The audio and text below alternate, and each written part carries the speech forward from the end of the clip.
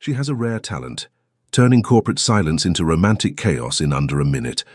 One comment, one gesture, one burst of indignation, and suddenly she has the attention of the coldest, most controlled CEO in the building.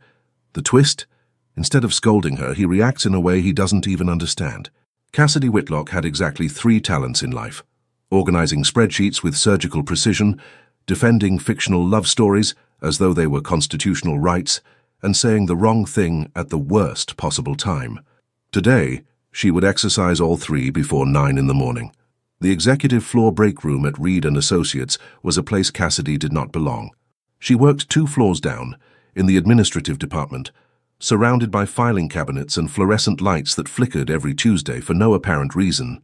But her best friend, Nora Whitfield, had been reassigned upstairs after the incident, the now infamous breakup that had turned a quarterly review into a soap opera, and Cassidy wasn't about to let her suffer alone.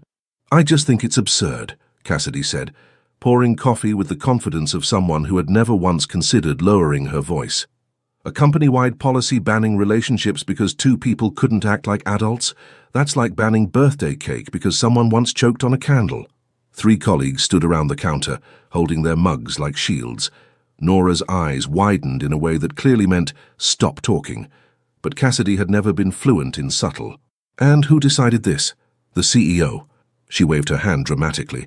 "A man who probably schedules his emotions in quarterly increments. Feelings postponed to Q3. He's controlling, he's bossy, and honestly, nobody has the right to tell people where and when they're allowed to fall in love." She set down the coffee pot and placed both hands on the counter, fully committed. "Have any of you read The Duke's Reluctant Surrender? Because even a fictional 18th century aristocrat understood that love doesn't follow rules. If a duke can figure that out in 1803, surely a modern CEO can manage." The silence that followed was not the kind that comes after a compelling argument. It was the kind that comes before a disaster. Nora stepped on her foot. Hard. "Ow!" Cassidy yelped, spinning toward her. "Have you lost your mind?" "What was that?" If this story is touching your heart, show your support, leave a like, subscribe to the channel, and share it with your friends. Every action helps us keep bringing you new stories full of emotion. Nora grabbed her shoulders and turned her around. And there, standing in the doorway like a man carved from authority and expensive fabric, was Caleb Reed, CEO of Reed & Associates. 6 feet and some unfair extra inches of sharp jaw, dark hair, and the kind of eyes that could make a boardroom fall silent without a single word. He stood perfectly still, arms crossed, expression unreadable. He never came to the break room. Everyone knew that. Caleb Reed had his coffee delivered by his assistant, took it black, and drank it at his desk while reviewing reports that probably made grown men cry. He had no reason to be here. And yet, Cassidy's mouth opened. Nothing came out. Her brain, usually so overflowing with opinions, had chosen this exact moment to file for early retirement. "Thank you for the feedback," Caleb said, his voice low and even. "I have some for you as well." He paused. "In my office. Now." He turned and walked away. Cassidy looked at Nora. Nora looked like she was mentally composing a eulogy. The 3 colleagues suddenly found the ceiling very interesting. The walk to his office was the longest 30 seconds of her life. The hallway smelled like oak and ambition. His door was already open, a dark wood frame leading into a room with floor-to-ceiling windows that overlooked the city skyline. Everything inside was immaculate, organized, controlled. He pointed to the chair across from his desk. She sat. He took his seat, folded his hands on the polished surface, and simply looked at her. The silence stretched. 1 second, 5, 10, 30. A full minute of nothing but his gaze and the muffled hum of the city below. Cassidy felt heat crawl up her neck, across her cheeks, all the way to the tips of her ears. She dropped her eyes to her lap, then to the desk, then to a perfectly aligned pen that she suddenly wanted to straighten, even though it was already straight. "You wanted to speak with me," she finally managed, her voice 2 octaves higher than usual. "I'm waiting," he said, "for you to repeat your opinion directly to me." She blinked. "I'm sorry?" "Your feedback. About the policy. About the CEO who schedules his emotions in quarterly increments." The corner of his mouth did not move. "I'd like to hear it again to my face." Cassidy swallowed. Every survival instinct she had screamed at her to apologize, grovel, and back out of the room slowly.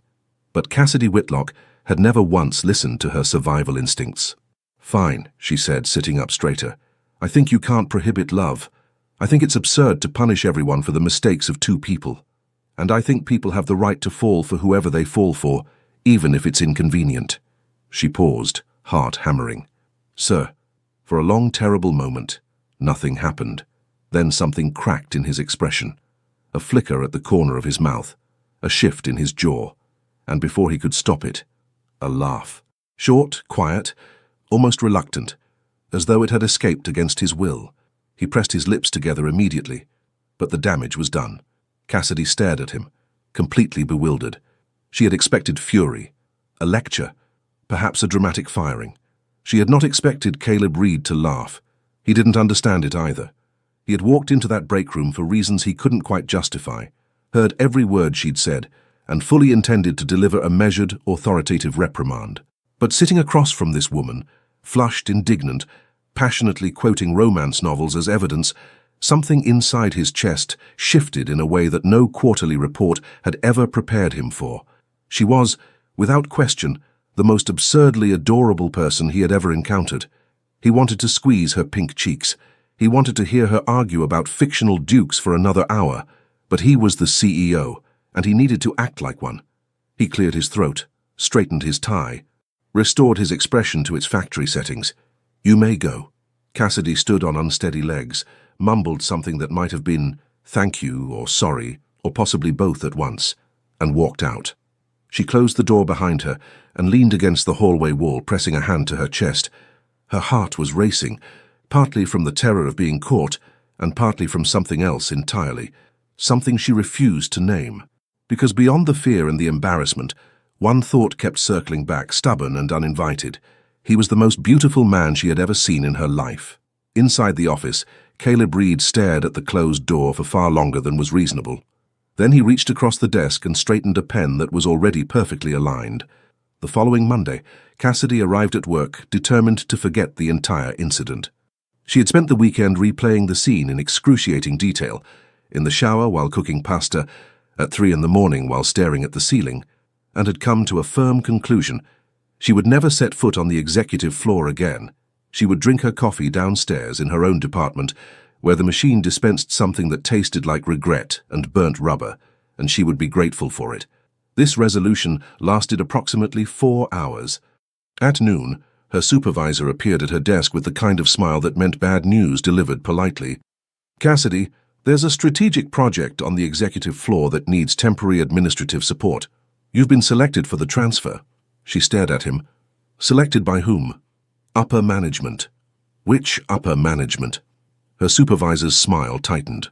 "The kind you don't question."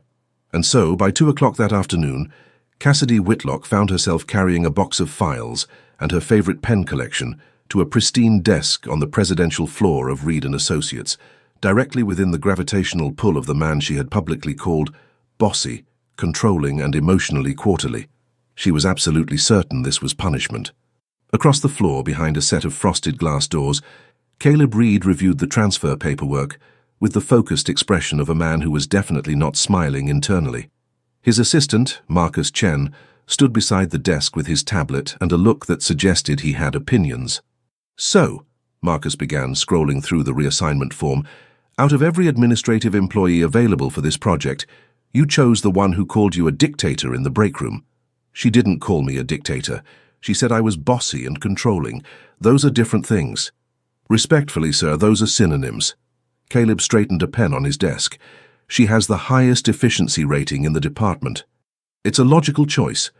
Marcus raised an eyebrow but said nothing further. He had worked for Caleb Reed for 5 years, long enough to recognize when logic was being used as camouflage for something far less rational. He gave it 2 weeks before things got interesting. Cassidy, meanwhile, was trying to survive her first afternoon. The executive floor operated on a different frequency than the one she was used to. Everything was quieter, cleaner, more intimidating. The coffee machine alone looked like it required an engineering degree. People spoke in measured tones. Shoes didn't squeak on the floors. Even the air smelled different, like cedar and fresh paper and the faint, maddening trace of cologne she was trying very hard not to identify. Nora called her during lunch, whispering from 2 floors below. "How is it?" Is he there? Can he hear you? Are you being tortured? I'm fine, Cassidy said, wedged into a corner near the supply closet. There's just a project, temporary, a few weeks at most. Cassidy, the man heard you compare him to a fictional duke with commitment issues. I said the duke eventually figured it out. That's a compliment. That is not how he took it, Cassidy groaned. I just need to keep my head down, do the work, and not say anything remotely opinionated for the duration of this assignment. This, of course, was like asking a river not to flow. By the end of her first day, she had already muttered, "Oh, come on," at her paperback during her coffee break, loudly enough to draw a curious glance from a passing director. She had sighed dramatically at a plot twist while waiting for the printer, and she had, without realizing it, doodled a chain of tiny hearts along the margin of a shipping invoice. She didn't notice. She never noticed. It was as involuntary as breathing.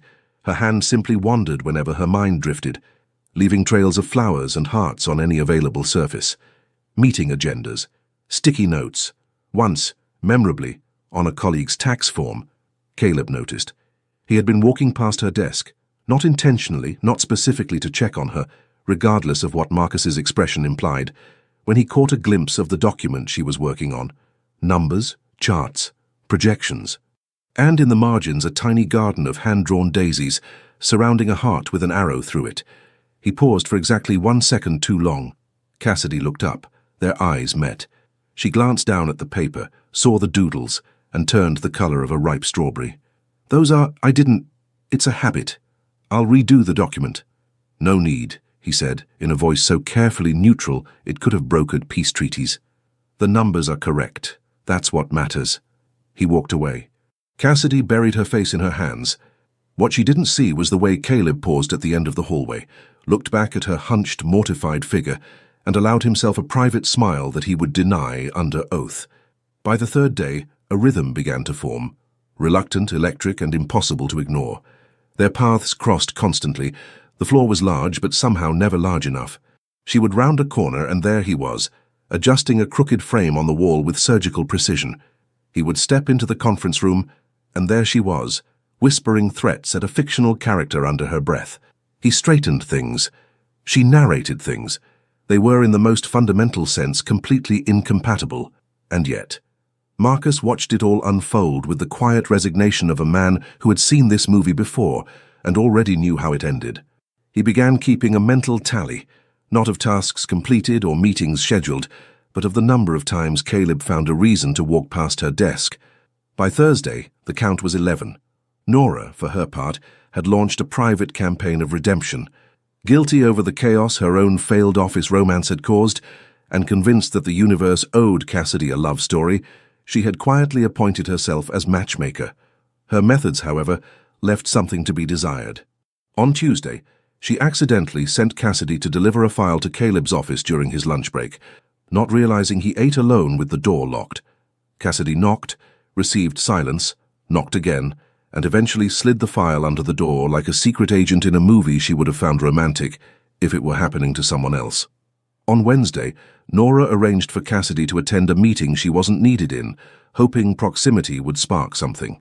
Instead, Cassidy spent the entire hour trying not to stare at the way Caleb's hands moved when he spoke, precise, deliberate, distractingly elegant, and left the room having absorbed nothing about supply chain logistics. And on Thursday evening, as the floor emptied and the city lights began to flicker on beyond the glass walls, Cassidy sat at her desk and realized something troubling. She wasn't dreading this transfer anymore. She was, against every ounce of common sense she possessed, starting to look forward to Monday. And 2 doors down, behind frosted glass, Caleb Reed sat at his own desk, staring at a quarterly report he had read 3 times without absorbing a single number, because all he could think about was a woman who argued with books and drew flowers on spreadsheets. He was in trouble. He reached over and straightened a frame that was already perfectly level, definitely in trouble. Cassidy Whitlock was not a morning person by nature, but she had discovered that arriving early to the executive floor meant 20 blissful minutes of solitude before the world filled with tailored suits and impossible expectations. She could make her coffee in peace, read a few pages of her novel, and mentally prepare for another day of pretending she wasn't hyper-aware of every time Caleb Reed walked within 15 feet of her desk. It was a reasonable system. It worked beautifully. Until a Wednesday morning in her second week, when it all fell apart because of a mug. The break room on the executive floor was immaculate. Granite countertops, a coffee machine that could probably launch satellites, and a cabinet of pristine white mugs that all looked like they'd been selected by a minimalist interior designer. But tucked behind the front row, Cassidy found one that was different. Ceramic, slightly worn at the handle, with a photograph printed on the side. A young man, maybe 17 or 18, pressing a kiss to the cheek of a white-haired woman with the most radiant smile Cassidy had ever seen. She held it up and felt her heart squeeze. There was something impossibly tender about the image. The boy's eyes closed, the grandmother's hand on his arm, the kind of love that didn't need words.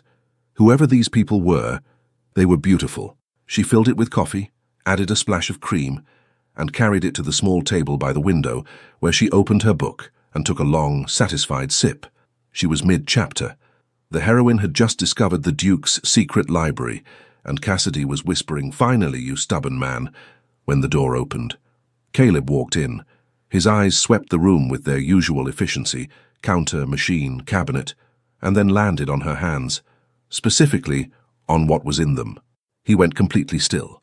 Cassidy looked up. His face had lost all expression, which she was beginning to learn was not a sign of calm, but of something far more intense being held very tightly in check. She followed his gaze to the mug, then back to his face, then to the mug again. The young man in the photograph, the jaw, the dark eyes, the exact angle of that stubborn brow. "Oh no, that mug," she breathed, "was my grandmother's," he said quietly.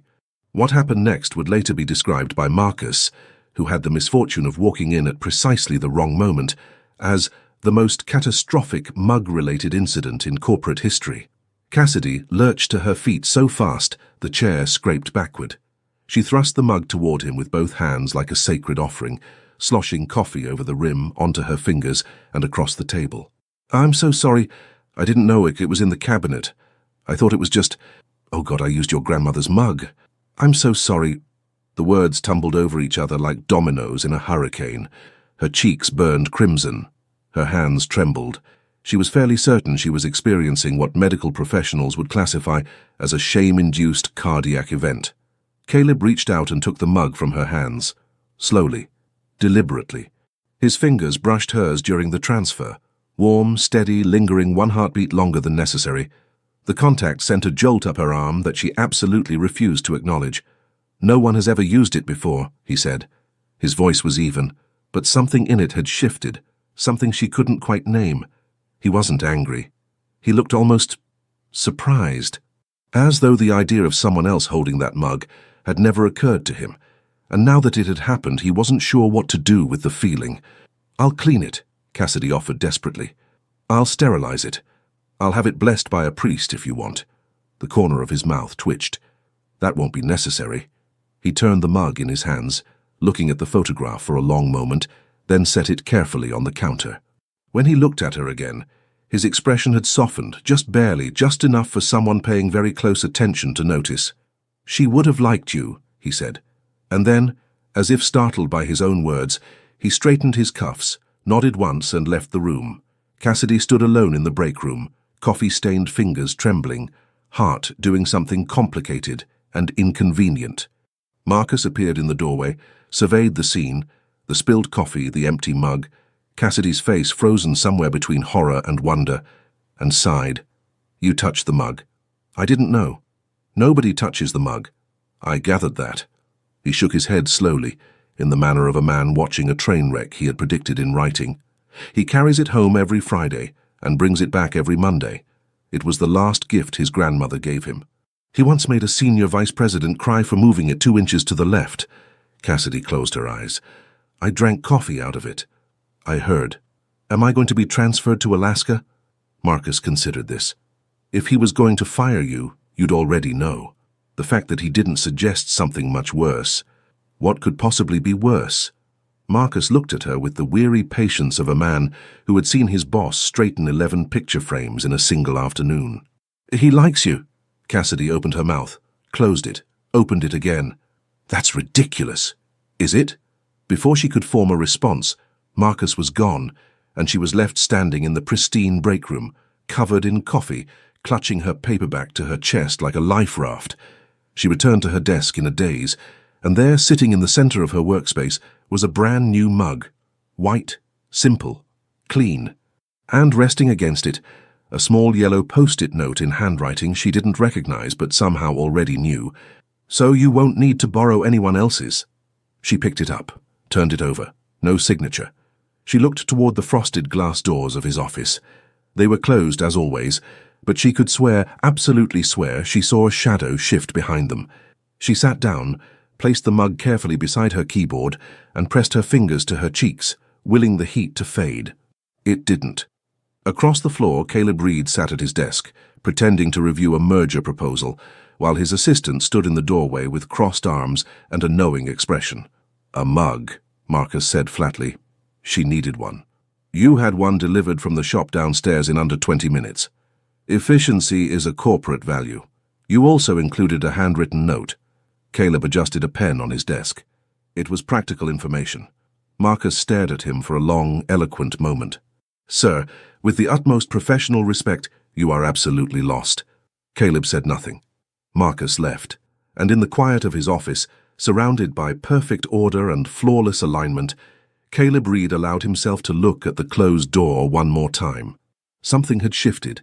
He didn't fully understand it yet, but for the first time in a very long time, the most organized man in the building had no idea what to do next. He reached for a frame on the wall beside his desk. It was already straight. He adjusted it anyway. The book vanished on a Tuesday. Cassidy had been reading it during her afternoon break. The Count of Ashworth Manor, the second installment in a series about a brooding aristocrat who was infuriatingly bad at expressing his feelings and spectacularly good at showing up in rain-soaked declarations at the worst possible moments. She had left it on the conference table after being pulled into an unexpected call, and when she returned 20 minutes later, it was gone. She searched the table, the chairs, the shelf by the door. Nothing. She retraced her steps, asked 2 colleagues, checked the lost and found, which on the executive floor consisted of a single drawer containing a forgotten umbrella and a stress ball shaped like a globe. The book had simply disappeared. She mourned it quietly. She was on chapter 19. The Count had just realized he was in love with the governess, and the tension was unbearable. Losing the book at that exact moment felt like a personal betrayal by the universe. The next morning, the book was on her desk. Same copy, same dog-eared pages, same coffee ring on the back cover. But now there was a bookmark tucked precisely where she had left off, a simple strip of cardstock, placed with the kind of care that suggested someone had actually checked which page she was on. And attached to the bookmark, a yellow post-it note. "The Count is irritating, but at least he knows how to make a proper declaration." No signature. Cassidy stared at the note for a full minute. Then she read it again, and once more, just to make sure the words hadn't rearranged themselves into something less impossible. Someone had taken her book, read at least part of it, enough to form an opinion on the Count, and returned it with editorial commentary. She looked toward the frosted glass doors. No, there was no way. Absolutely not. She sat down, slid the note into her pocket. She would examine it later, possibly under forensic lighting, and opened the book to chapter 19, with hands that were only slightly unsteady. She did not mention it to anyone, but she smiled to herself for the rest of the morning, and Nora, who had come upstairs for a quick question that was clearly an excuse to spy, noticed immediately. "You're glowing," Nora accused. "What happened?" "Nothing. Good chapter." "You're a terrible liar, Cassidy Whitlock." She was, but she was also not ready to say out loud what she was beginning to suspect, because saying it would make it real, and real things were terrifying. 2 floors up and behind frosted glass, Caleb Reed was discovering the same problem from the opposite direction. He had not intended to read the book. He had picked it up from the conference table with the sole purpose of returning it to her desk. But the cover had caught his attention, a moonlit manor, a silhouette at the window, and he had opened it purely out of curiosity. Just the first page, then the second, then chapter 1. He had finished it at midnight, sitting in his living room with his grandmother's mug in one hand and a growing sense of alarm in the other, because the Count, arrogant, emotionally constipated, desperately in love with a woman he couldn't bring himself to pursue, was hitting uncomfortably close to home. The post-it note had been an impulse. A reckless, stupid, completely uncharacteristic impulse, that he had regretted approximately 3 seconds after placing it, and then spent the entire drive to work convincing himself was merely collegial literary feedback. Marcus had not been convinced. "You annotated her romance novel," Marcus said, standing in the office doorway with the expression of a man watching his retirement savings evaporate. "I left a comment. One comment. On a post-it. About a fictional count's declaration of love. It was a literary observation. Sir, you highlighted the passage where the count says he would cross oceans for the governess." Caleb's jaw tightened. The bookmark slipped. Marcus pressed his lips together so hard they turned white. He nodded slowly, turned on his heel, and walked away without another word, which was somehow worse than anything he could have said. That afternoon, Caleb found something that undid him further. A report had landed on his desk, quarterly projections from the administrative support team compiled by Cassidy. The numbers were impeccable, the formatting was clean, the analysis was sharp and thorough, the kind of work that deserved recognition. And in the margins, nestled between revenue charts and growth forecasts like wildflowers pushing through concrete, were hand-drawn daisies, tiny hearts, a small sun with a smiley face. And in one corner, so faint it was almost invisible, a miniature castle with a flag on top. Any other executive would have sent it back with a reprimand. Any other CEO would have flagged it as unprofessional. Caleb opened the bottom drawer of his desk, the one where he kept his grandmother's mug on weekdays, and slid the report inside, face down, beneath a stack of papers that no one else ever touched. He did not examine why he did this. He did not need to. The following week brought a new complication in the form of Grant Holloway. Grant was a senior executive from Whitmore Partners, a company collaborating with Reed & Associates on a joint venture.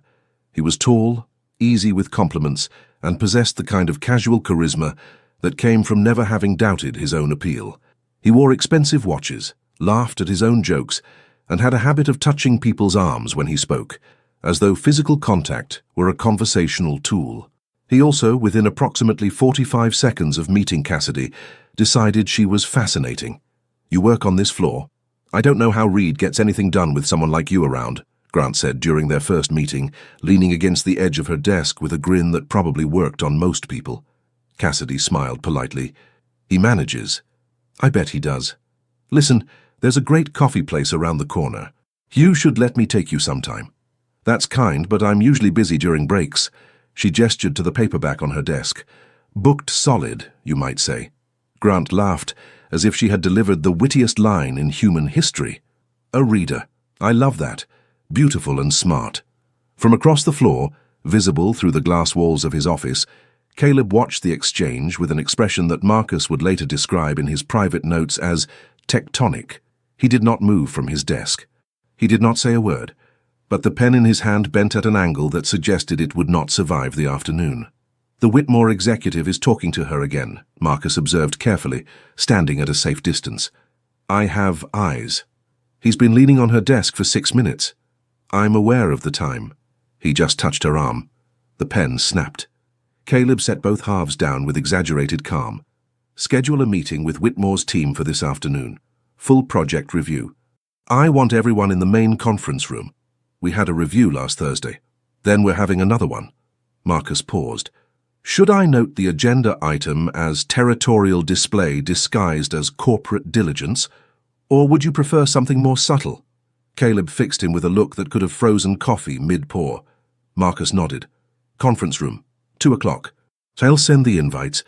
He walked out, and under his breath, quiet enough to deny, loud enough to mean, he murmured, "He's going to need a bigger drawer." Inside the office, Caleb sat alone, surrounded by perfect order, straight frames, and aligned pens, feeling something he hadn't experienced in years. The unpleasant, irrational, completely ungovernable sensation of wanting something he had no logical right to want. He opened the bottom drawer and looked at the report with the daisies. Then he closed it, pressed his palms flat on the desk, and reminded himself, firmly, deliberately, uselessly, that he was the CEO, and she drew flowers on spreadsheets, and none of this was going to end well. Grant Holloway was persistent. That was the charitable way of putting it. The less charitable way, the way Nora put it during a whispered phone call from the second floor, was that the man had the self-awareness of a golden retriever chasing a tennis ball that nobody had thrown. He appeared at Cassidy's desk every time he visited the building, which was becoming suspiciously frequent for someone whose joint venture required, at most, bi-weekly check-ins. He brought her coffee she hadn't asked for. He complimented her outfit, her smile, her handwriting. He once told her she had the most expressive eyes in the building, which she found flattering for about 2 seconds before realizing it sounded rehearsed, like a line from a cologne commercial. She was polite. She was professional. And she was completely, utterly uninterested. The problem was that Grant Holloway didn't seem to register the difference between politeness and encouragement. Every thank you was interpreted as an invitation. Every smile was catalogued as progress. He was in every sense harmless, but his presence created a complication she hadn't anticipated, because someone else was watching, and that someone was not handling it well. Caleb Reed had always been possessive about his things.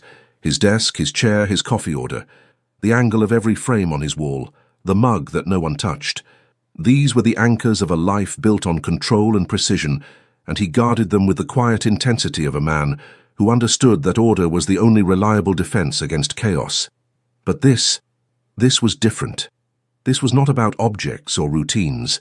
This was about the way Grant Holloway leaned too close when he spoke to her, the way his hand drifted toward her arm, the way he made her laugh, not the real laugh, not the one Caleb had heard when she reacted to her books, unguarded and genuine, a polite laugh, a professional one. But still, it was irrational. He knew it was irrational. She was not his. She was an employee. He had created a rule specifically designed to prevent this exact situation, and yet every time Grant appeared on the floor, something in Caleb's chest tightened like a fist around glass. On Thursday, Grant lingered by Cassidy's desk for 11 minutes. Caleb knew because he timed it on his watch while pretending to read a contract. At the 9-minute mark, Grant placed his hand on her desk, inches from her fingers, and leaned in to say something that made her tilt her head politely. Caleb stood up so fast his chair rolled backward and hit the window. He strode to his office door, opened it, and called across the floor with a voice that carried the weight of executive authority and absolutely no subtlety. "Cassidy, I need you in the conference room. There's an urgent meeting." She looked up, startled. Grant straightened. Marcus, at his own desk nearby, closed his eyes slowly, as though absorbing a blow. Cassidy excused herself and followed Caleb to the conference room. He held the door open. She walked in. He closed it behind them. The room was empty. The whiteboard was blank. There was no meeting agenda, no documents, no indication that anything urgent had ever existed. She turned to face him. "What's the meeting about?" He opened his mouth, closed it, looked at the empty table, looked back at her. "I need you to review a document," he said. "Which document?" "I'll have it sent to your desk." She studied him, the set of his jaw, the faint tension in his shoulders, the way he wasn't quite meeting her eyes. "There's no document, is there?" "There will be." Cassidy bit the inside of her cheek. A suspicion was forming, warm, insistent, entirely too hopeful, and she crushed it immediately. She could not afford to believe that the CEO of Reed & Associates had just invented a fake meeting to pull her away from another man. That was the plot of Chapter 12 in The Count of Ashworth Manor, and real life did not work like romance novels. Except that his ears were slightly red, and she had never seen that before. "I'll wait for the document at my desk," she said, and left the room with her heart beating in a rhythm that felt dangerously close to hope. She did not let herself look back. If she had, she would have seen Caleb standing alone in the empty conference room, hands in his pockets, staring at the door she'd walked through, looking like a man who had just realized that all the control in the world couldn't protect him from this. Marcus appeared in the doorway.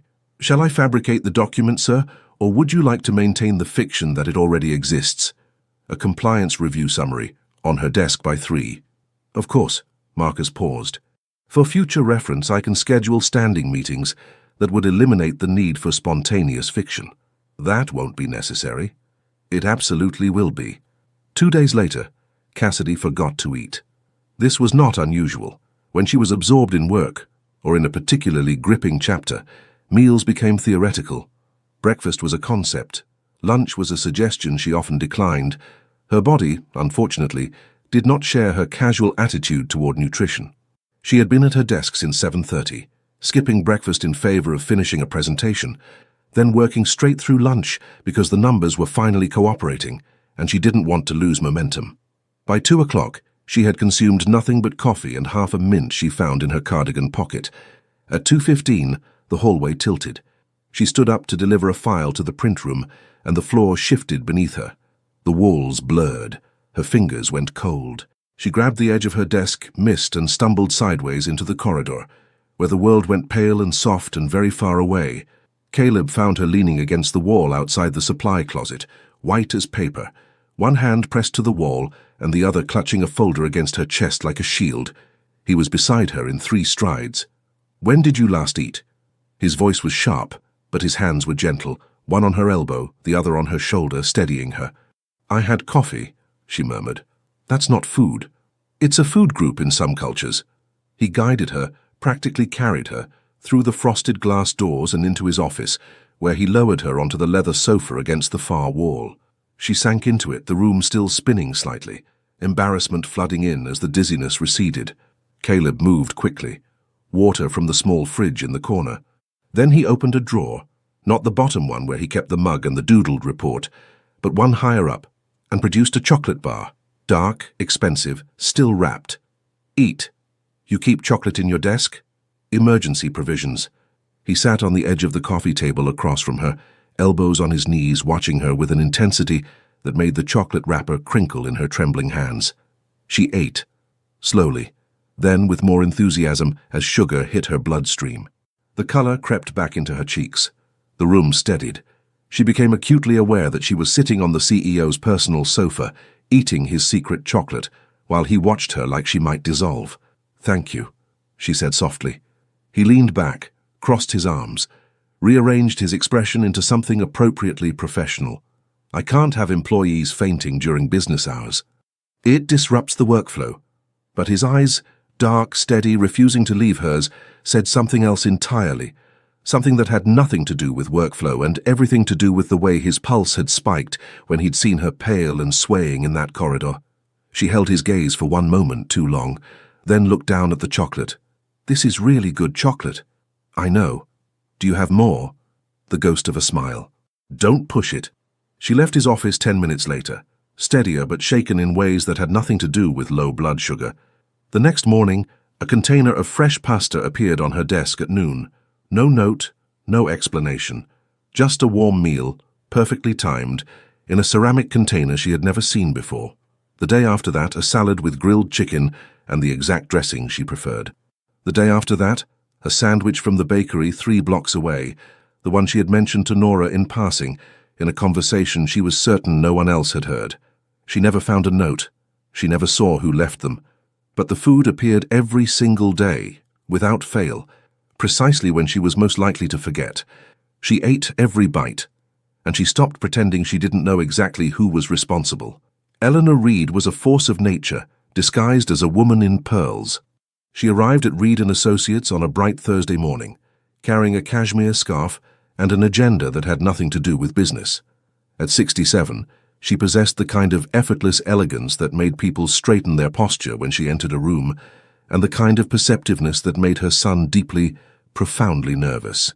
"I was in the neighborhood," she announced, sweeping into Caleb's office with the confidence of someone who owned the building, which technically her late husband had built. "You live 40 minutes away," Caleb said, rising from his desk. Traffic was light. "It's rush hour."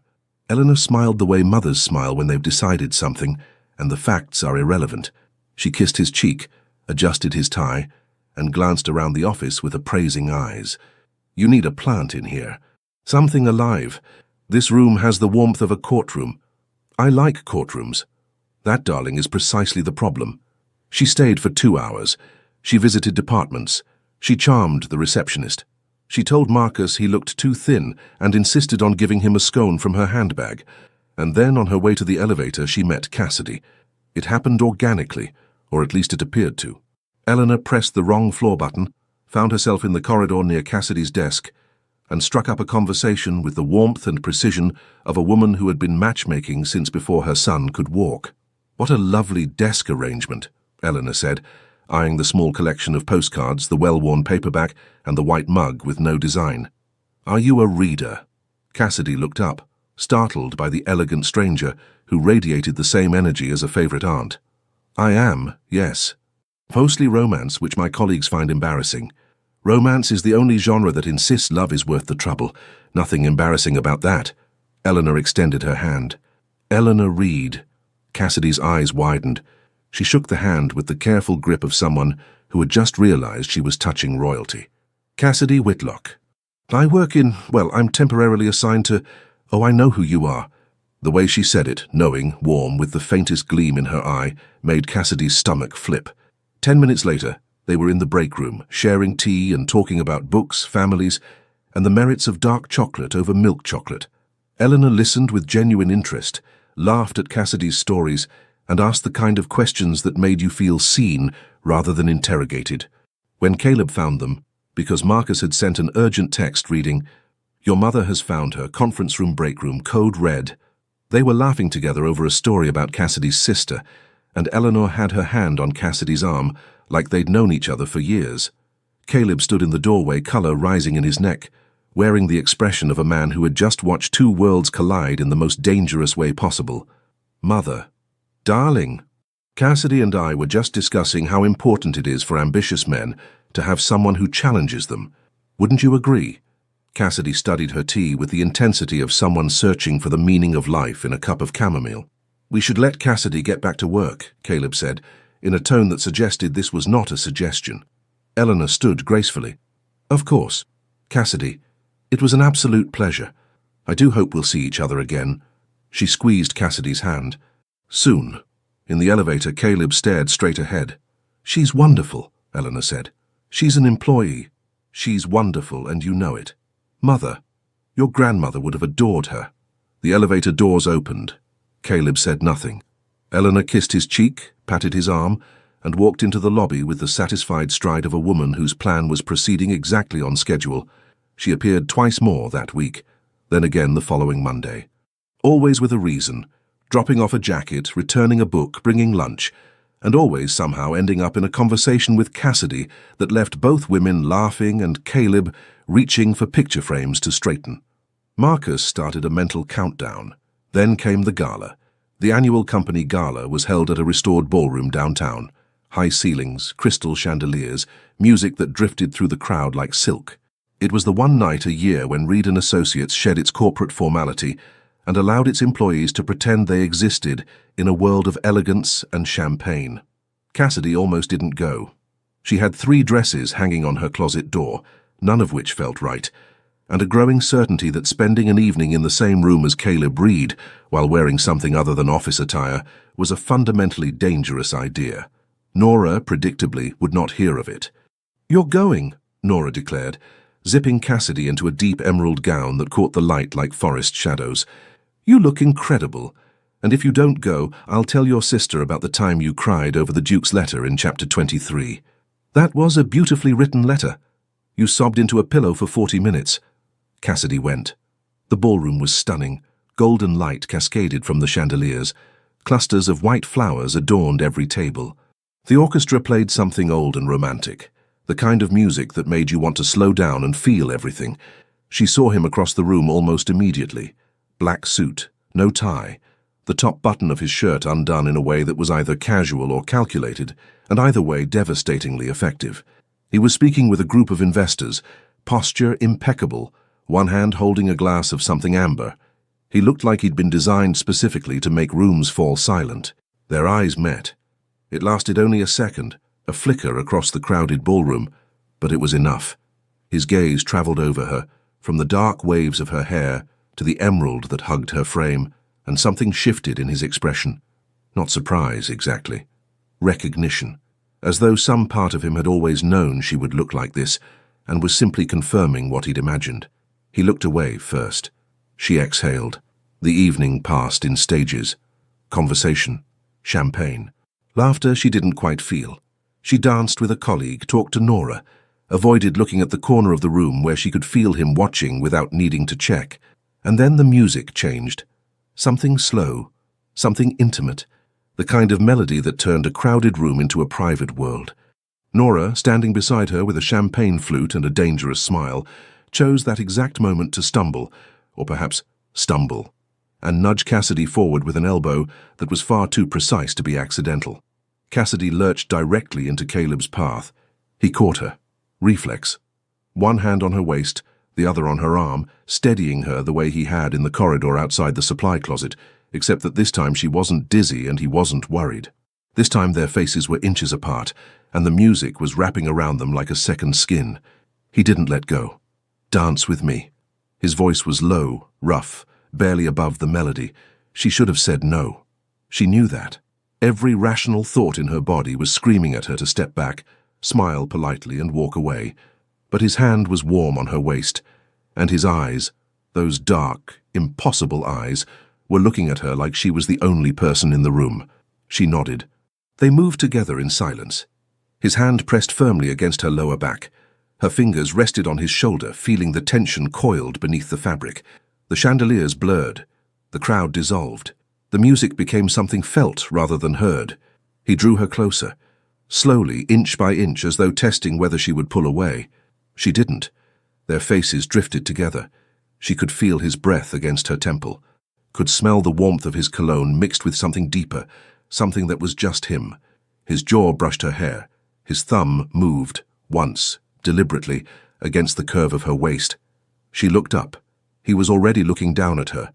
His gaze dropped to her mouth with a hunger he didn't try to disguise, slow, deliberate, devastating. She saw it, felt it, the desire in his eyes as they traced the shape of her lips. Her breath caught. Her own gaze fell to his mouth, the firm line of it slightly parted, and she bit her lower lip without thinking, leaning closer, drawn by something magnetic and terrifying and absolutely undeniable. The world shrank to the space between their mouths, and then reality crashed in, the music, the chandeliers, the room full of colleagues and investors, and the company name on every wall. She was his employee, he was her CEO. And there was a rule he had made, that stood between them like a wall of glass. "I'm sorry," she whispered. She stepped back. His hand fell from her waist and hung in the air, still shaped around her absence. She turned and walked away, fast, not running, not quite, but close enough that her heels clicked urgently against the marble floor as she crossed the ballroom and disappeared through the doors toward the restroom. Her heart hammered against her ribs, her hands shook. She pressed her back against the cool tile wall and closed her eyes, breathing hard, trying to slow the racing in her chest and failing completely. She had almost kissed the CEO of her company in front of 300 people. And the worst part, the truly terrifying part, was how desperately she wished she hadn't stopped. Back in the ballroom, Caleb Reed stood perfectly still in the middle of the dance floor. His hand was still suspended in the air. Marcus appeared at his side, quiet and careful. "Sir?" Caleb lowered his hand, straightened his jacket, restored his expression to its careful, practiced blankness. "I'm fine," he said. He was not fine. He was not fine at all. Cassidy Whitlock became a ghost. She arrived at precisely 7:50, early enough to settle in before the floor filled, late enough to miss his morning walk past her desk. She ate lunch at her workstation with headphones in, a paperback propped against her monitor like a barricade. She left at 5:30 on the dot, bag already packed, coat already buttoned, as though the building might lock her in if she lingered. She did not go to the break room. She did not wander the corridors. She did not look toward the frosted glass doors. She was, by every measurable standard, a model of professional distance. And she was miserable. The gala replayed behind her eyes on a relentless loop, the warmth of his hand, the way his thumb had moved against her waist, deliberate, possessive, electric, the look in his eyes when they dropped to her mouth. She had felt herself leaning in, felt the pull of him like gravity rearranging itself, and the memory of it made her press her palms to her burning cheeks at 2 in the morning while staring at her bedroom ceiling. It was madness. He was the CEO, she was temporary staff. There was a rule he had written, a rule that existed because of the exact kind of situation she was now drowning in. She would be professional. She would be invisible. She would forget the way his breath had felt against her temple. She was a terrible liar, even to herself. Caleb, for his part, understood the logic of her retreat. It was the correct move, the responsible choice. He should respect it. He respected it for approximately 36 hours. On Monday morning, a coffee appeared on her desk before she arrived. Not from the machine and from the cafe on the corner. A latte with cinnamon. Her exact preference. down to the oat milk and the light dusting of spice on top. She had never told him. She had mentioned it once to Nora in a conversation on the second floor weeks ago. The kind of offhand detail that no one remembered. He remembered. She stared at the cup, picked it up, took a sip, closed her eyes as the warmth and sweetness flooded through her. There was no note. There didn't need to be. On Tuesday, she struggled with the coffee machine in the break room.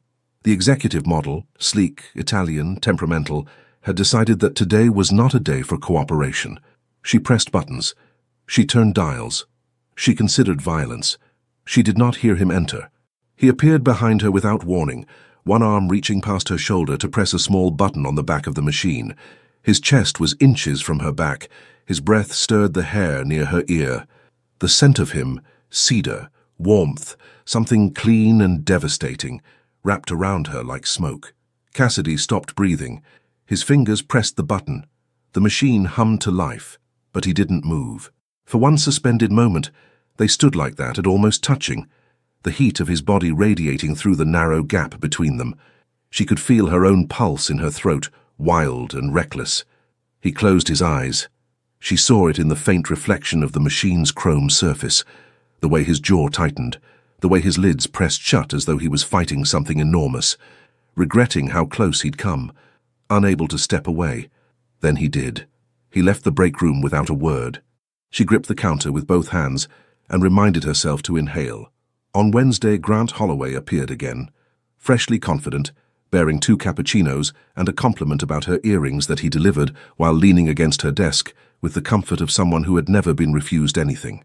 Cassidy opened her mouth to respond, politely, deflectively, the way she always did, when Caleb's office door swung open. "Cassidy," his voice carried across the floor with crisp authority. "I need you in my office, urgent matter." Grant blinked. Cassidy stood, murmured an apology, and crossed the floor to Caleb's office, closing the door behind her. The office was quiet. He stood by the window, hands in his pockets, jaw set. "What's the urgent matter?" she asked. He turned, looked at her. The silence stretched for 3 full seconds. "I need you to review a compliance document." "The same compliance document from last week? A different one? Is it real this time?" Something cracked behind his eyes. Frustration, embarrassment, and something raw that he couldn't quite suppress. "It will be on your desk by this afternoon." She held his gaze.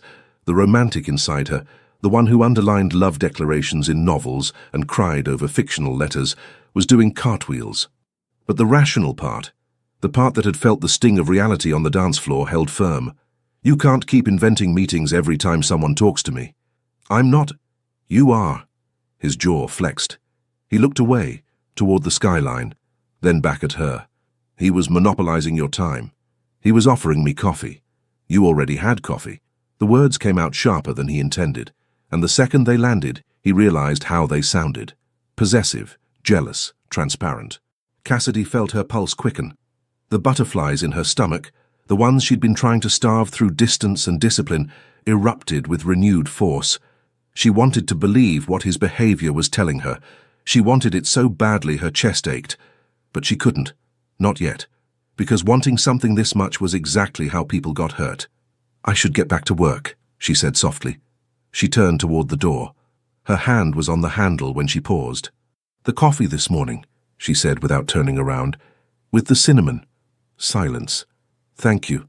She left. Caleb stood motionless by the window for a long time. Then he sat at his desk, opened the bottom drawer, and looked at the report with the hand-drawn daisies. Marcus knocked and entered with a tablet. "Sir, the Whitmore project meeting is in 10. Also, I took the liberty of placing a new book on her desk." Caleb looked up. "What book?"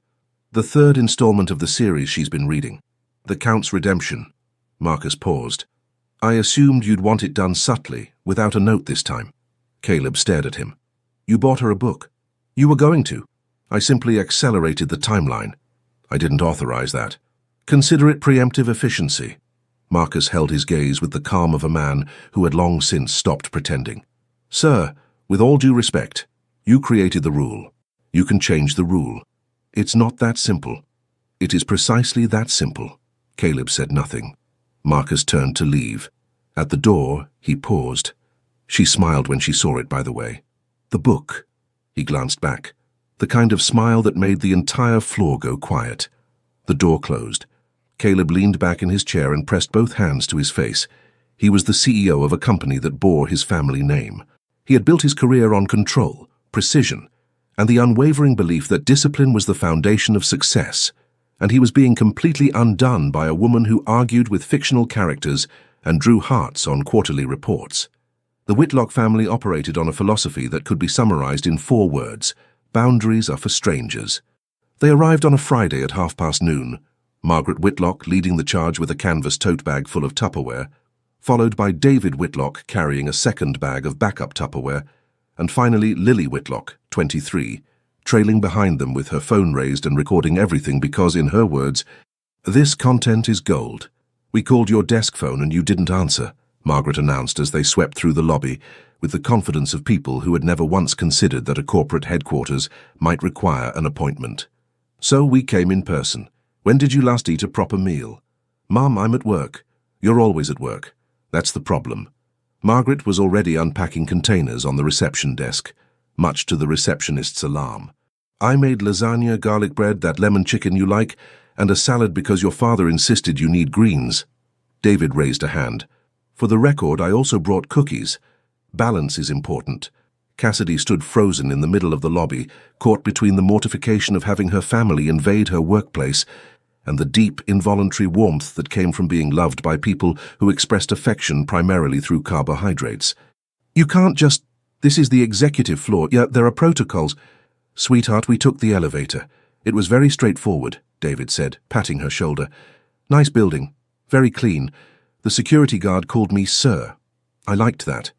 Lily lowered her phone just long enough to scan the lobby with appraising eyes. "So this is where the magic happens. Where's your desk? Where's the break room? Where's—" She stopped. Her eyes locked onto something over Cassidy's shoulder. Or rather, someone. Caleb Reed had just stepped out of the elevator. He was mid-conversation with Marcus, holding a folder, his stride purposeful and unhurried. He wore a charcoal suit that fit like it had been engineered by someone who understood the precise relationship between fabric and authority. His sleeves were rolled to the forearm, a concession to the late afternoon, and his jaw carried the kind of tension that suggested he had just ended a call he hadn't enjoyed. He looked, in summary, exactly like the kind of man who made sensible women forget their own names. Lily's mouth fell open. "Is that him?" she said. Not quietly. Not even close to quietly. In the register that Lily Whitlock considered a whisper, but the rest of the world recognized as a declaration. "Is that the hot boss you never stopped talking about?" The lobby went silent. The receptionist looked up. Marcus stopped walking. 2 employees by the water cooler turned in unison. David Whitlock paused mid-cookie. Cassidy felt the blood drain from her face, rush to her feet, reverse course, and flood her cheeks with a heat so intense she was surprised the fire alarm didn't trigger. "Lily," she hissed. "What? You literally said he was the most gorgeous man you'd ever—" "Lily!" Caleb had stopped walking. He stood 10 feet away, folder in hand, expression unreadable. His eyes moved from Lily to Cassidy to Margaret, who was clutching her lasagna with the frozen expression of a woman calculating whether she could fit inside a Tupperware container, and back to Cassidy. One eyebrow rose, slowly, with devastating precision. And then, against every rule of corporate behavior, against every instinct of the man who scheduled his emotions in quarterly increments, he smiled, not the controlled half-smile he deployed in meetings, not the tight professional acknowledgement he offered to board members, a real smile, the kind that softened the sharp lines of his jaw and crinkled the corners of his eyes, and made Marcus inhale sharply because in 5 years of service he had seen it approximately twice. "You must be Cassidy's family," Caleb said, stepping forward and extending his hand to Margaret with a warmth that caught everyone off guard. "Caleb Reed." Margaret shook his hand, momentarily speechless, a condition so rare her husband later described it as historic. "Margaret Whitlock. I brought lasagna. Would you like some?" "I'd be honored." David shook his hand next, gripping firmly. "David, I'm the father, the protective one, just putting that out there early." "Noted," Caleb said, with a gravity that David respected immediately.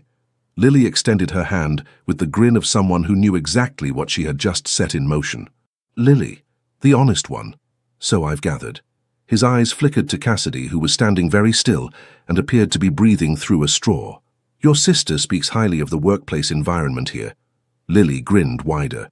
"Oh, she speaks highly of a lot of things around here." Cassidy considered the logistics of relocating to another continent. The visit lasted 45 excruciating minutes. Margaret insisted Caleb try the lasagna. He did, and complimented it with a sincerity that made her beam.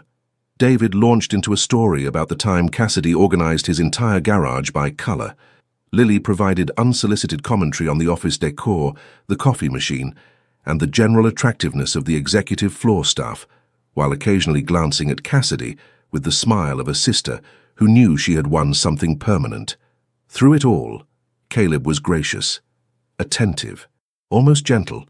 He answered Margaret's questions without condescension, laughed at David's jokes with genuine amusement, and endured Lily's observations with a patience that bordered on saintly, and every few minutes his gaze drifted to Cassidy. She caught it once, twice, 3 times. Each time the look in his eyes was the same, soft, amused, undeniably tender, as though watching her surrounded by the people who loved her most had revealed something essential.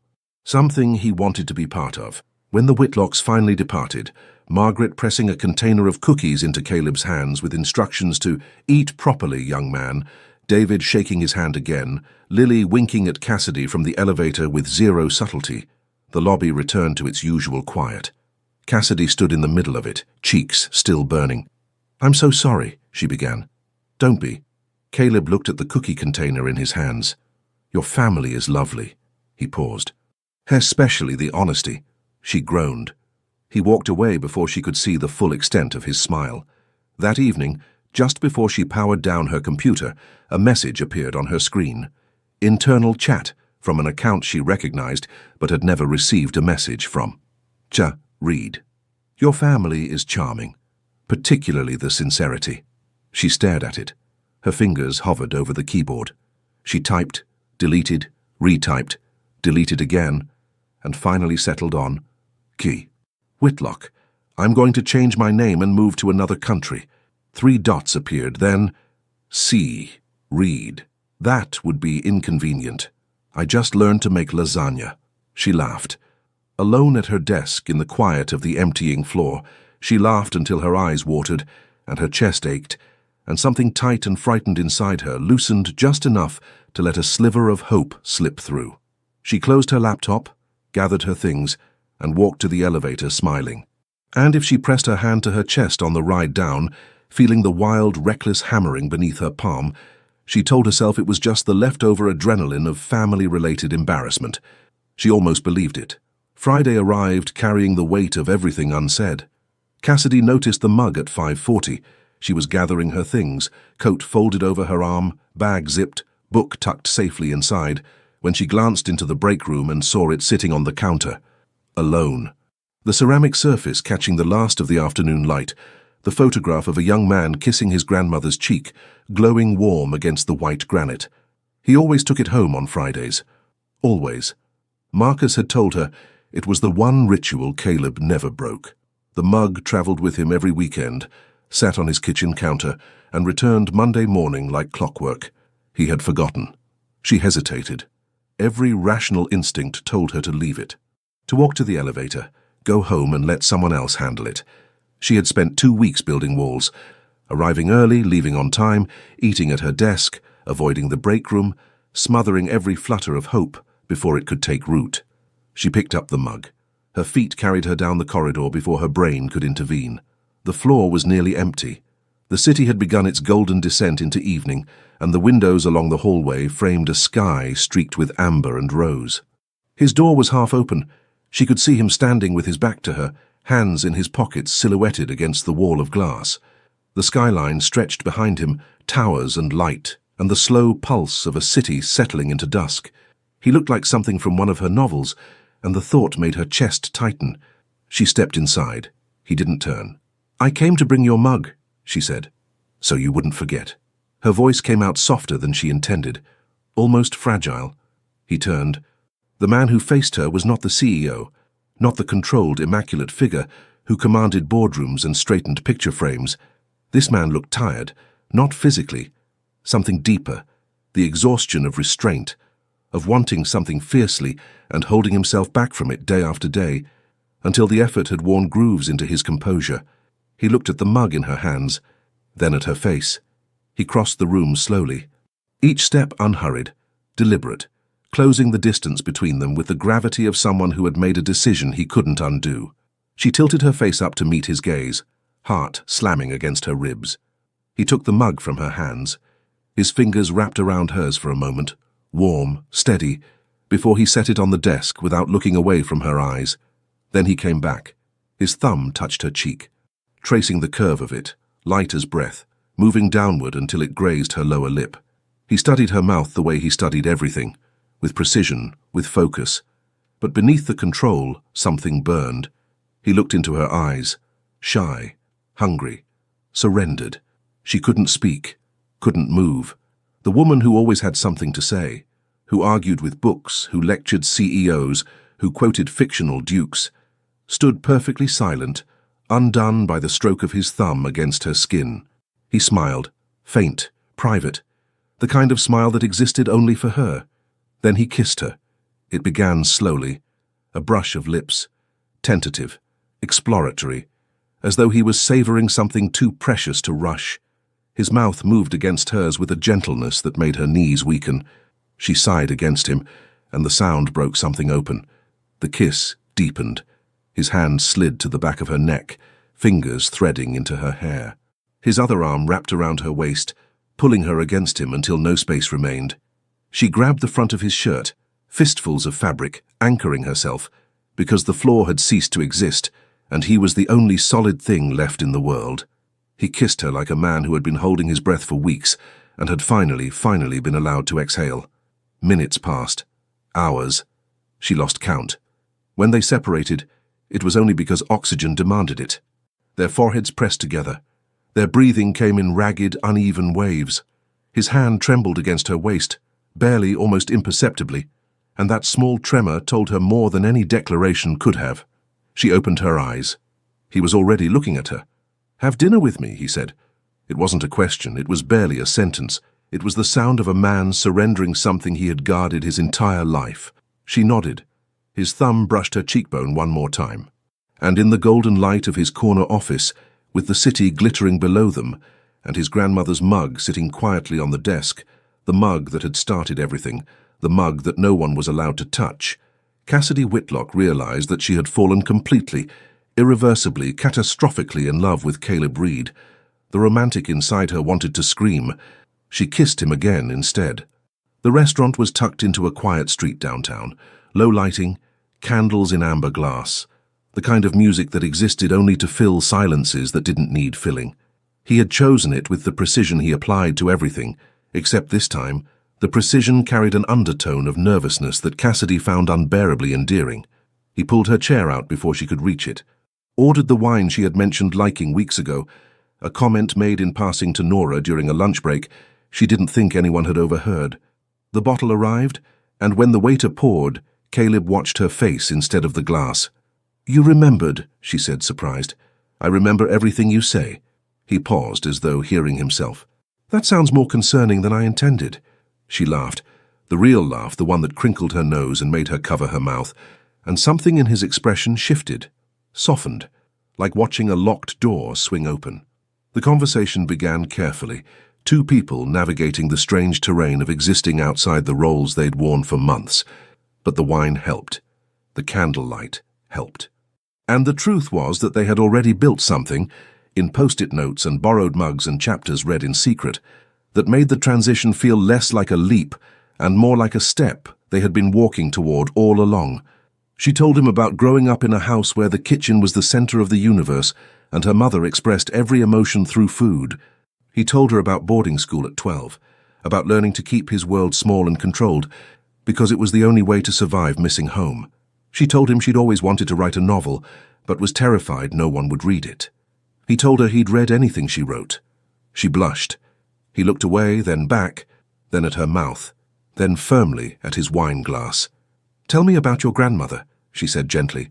He was quiet for a long moment. Not the strategic silence of the boardroom, something more fragile. He turned the wine glass slowly, the candlelight catching the dark amber liquid.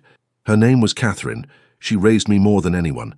My father was building the company, my mother was trying to keep everything together, and my grandmother was the one who actually sat with me. She made hot chocolate on cold mornings. She read to me until I was far too old for bedtime stories, but neither of us wanted to stop. He traced the rim of the glass with his thumb. She used to say I would meet someone someday who would dismantle every system I built, rearrange everything, make the mess worth it. A pause. His eyes found hers across the candles. I didn't believe her. Cassidy's throat tightened. And now? The corner of his mouth lifted. Now I think she was the smartest person I've ever known. She reached across the table and covered his hand with hers.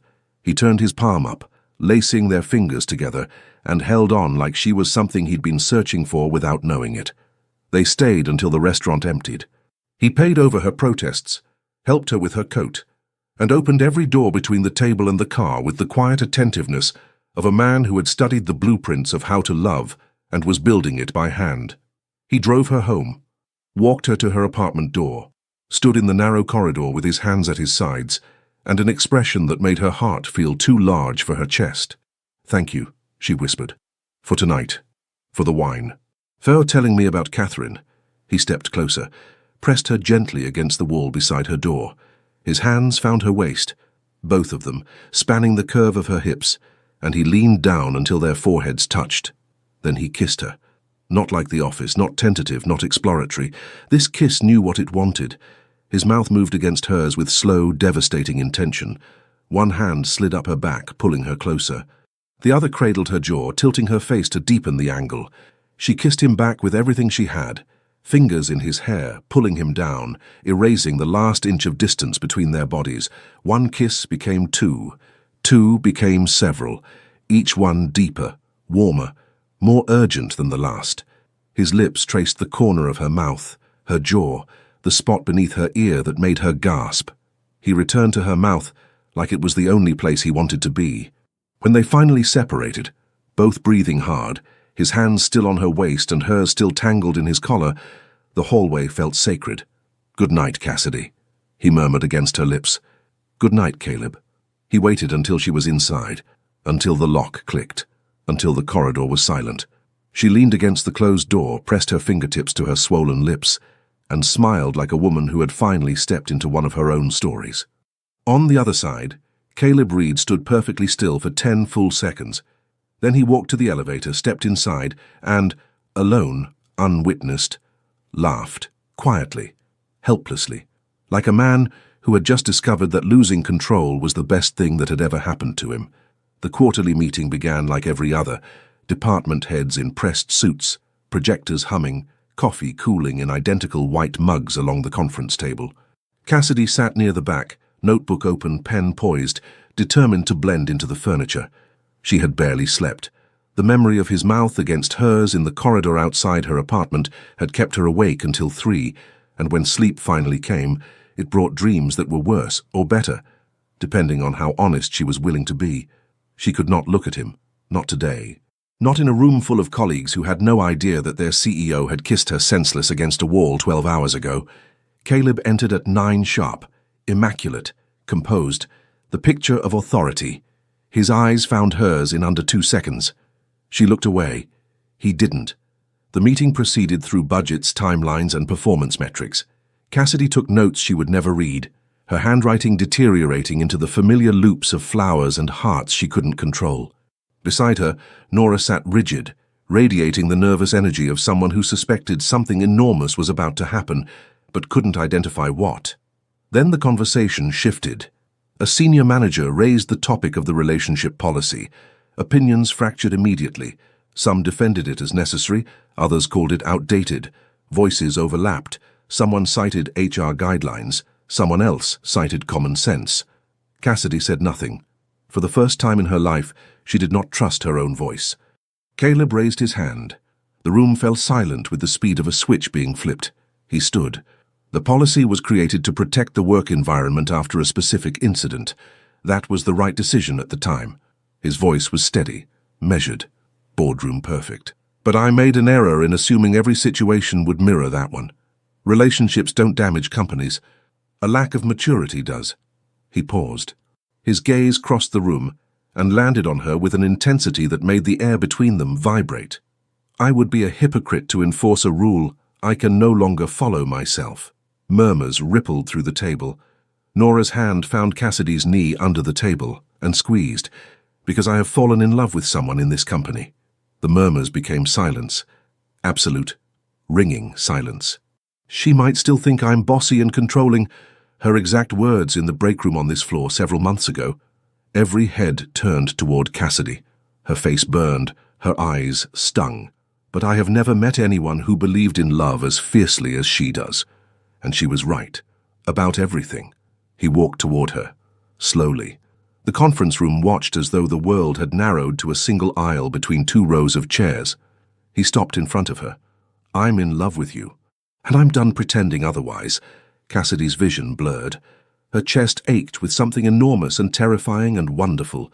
Nora was crying silently. Marcus, leaning against the far wall, smiled the quiet smile of a man whose patience had finally been rewarded.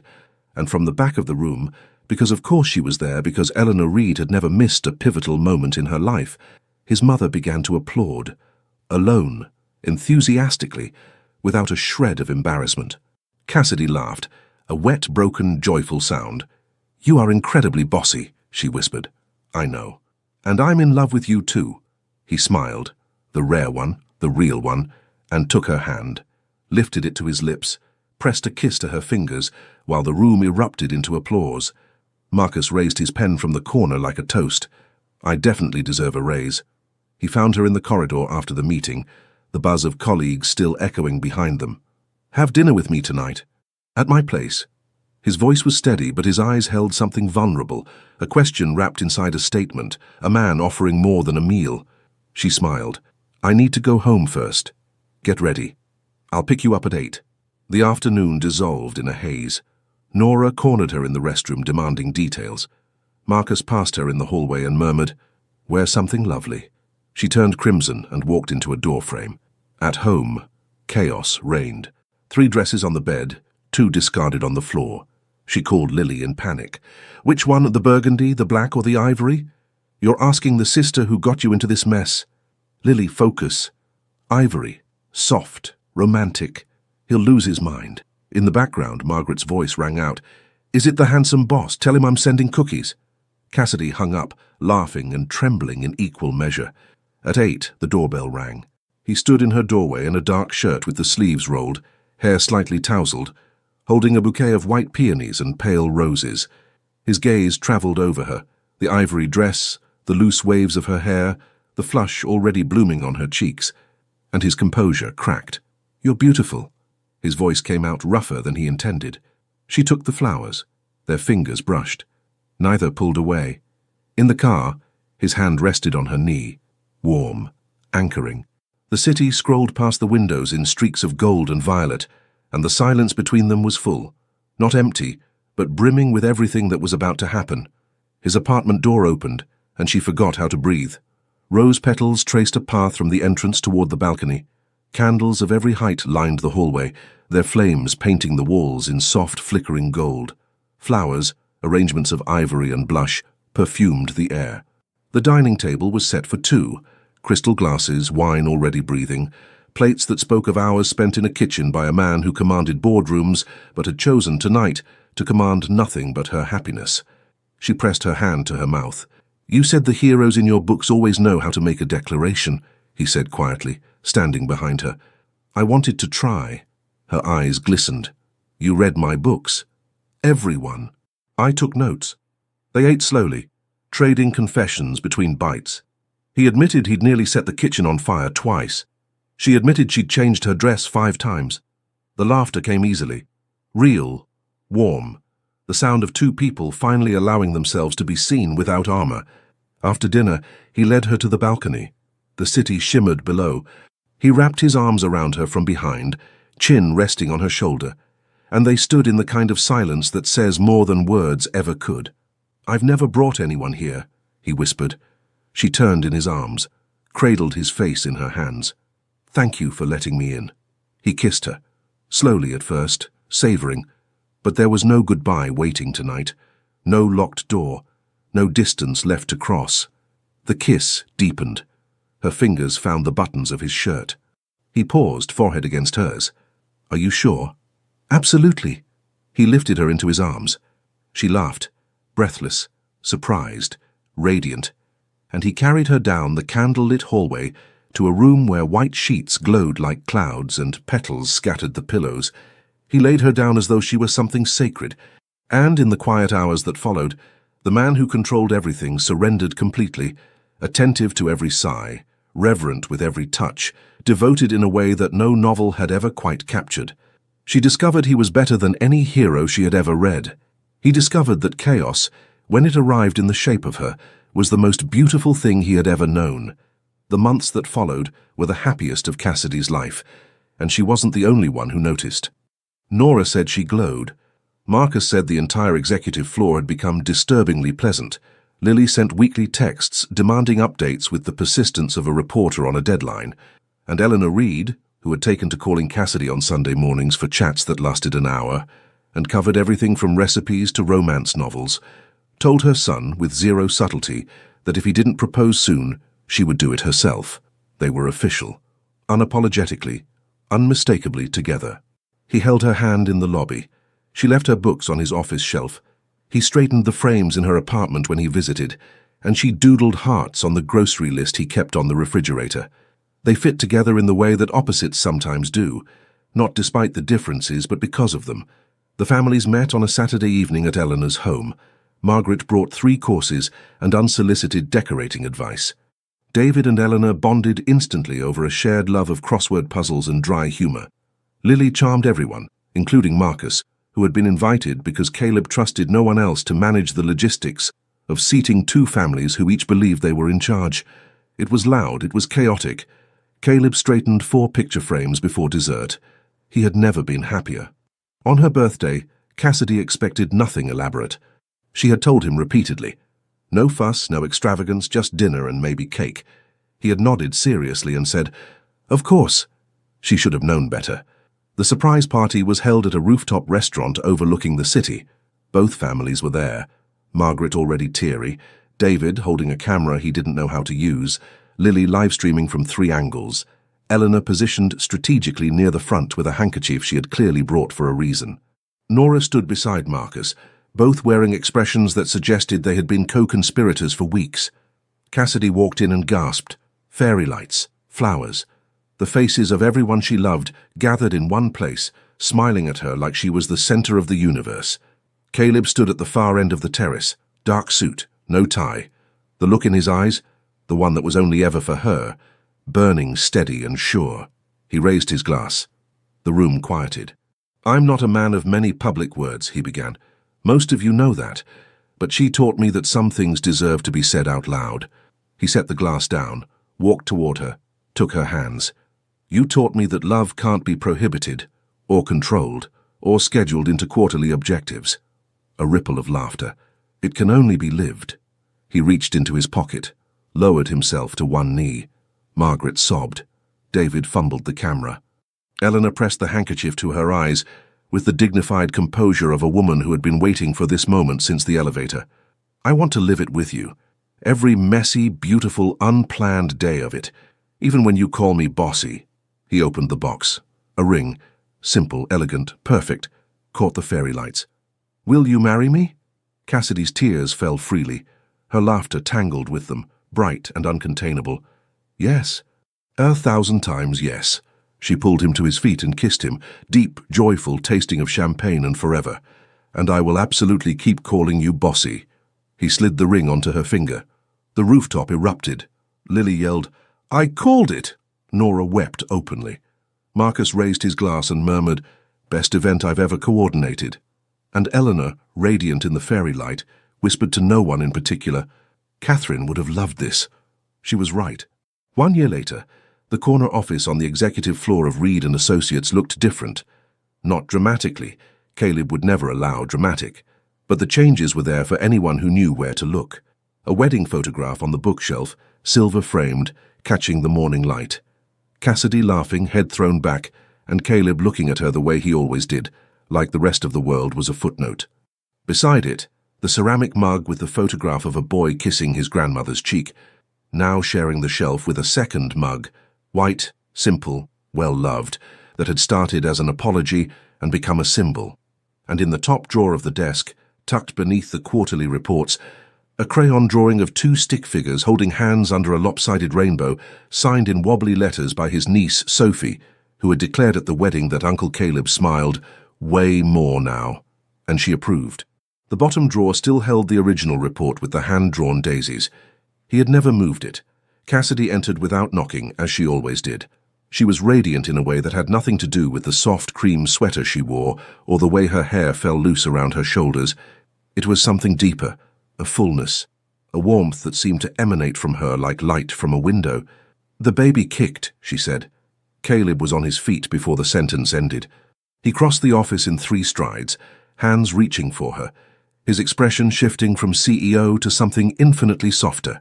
He placed both palms against the gentle curve of her belly, fingers spread wide, and waited with the focused patience of a man accustomed to controlling outcomes, but perfectly willing to surrender this one. A flutter, faint, but unmistakable. His eyes shone. "This one is going to be stubborn," he murmured. "Like the mother. Or bossy.